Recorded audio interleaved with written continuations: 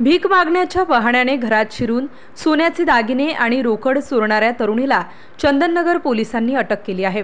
महिलेबरोबर चोरीच्या गुन्ह्यात सामील असलेल्या अल्पवयीन साथीदाराला ताब्यात घेण्यात आले आहे।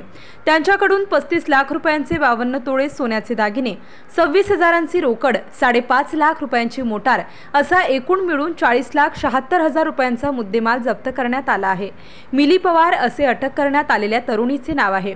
नगर रस्त्यावरील चंदननगर भागात एका घराचा दरवाजा उघडा असल्याचे मिली आणि तिच्याबरोबर असलेल्या अल्पवयीन साथीदाराने पाहिले। दोघे जण चंदननगर परिसरात भीक मागण्याचा बहाणा करून घरांची पाहणी करत होती। दरवाजा उघडा असल्याची संधी साधून दोघांनी ऐवज चोरला।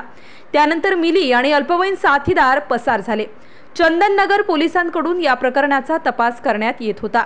दागिने चोरून पसार झालेली तरुणी आणि साथीदार देवाची आळंदी परिसरात असल्याची माहिती तपास पथकातील पोलीस हवालदार महेश नाणेकर यांना मिळाली। त्यानंतर पोलिसांच्या पथकाने सापळा लावून दोघांना पकडले।